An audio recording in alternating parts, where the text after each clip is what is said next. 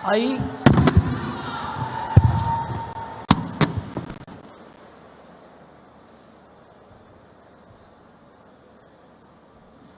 NILESH CABRAL, do swear in the name of God that I will bear true faith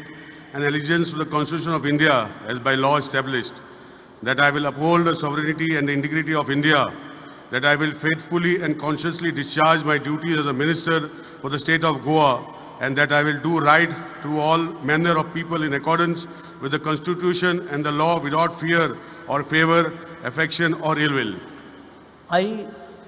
NILESH CABRAL, do swear in the name of God that I will not directly or indirectly communicate or reveal to any person or persons any matter which shall be brought under my consideration or shall become known to me as a minister for the state of Goa, except as may be required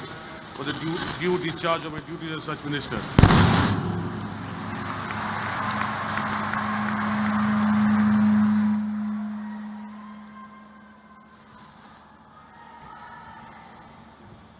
I request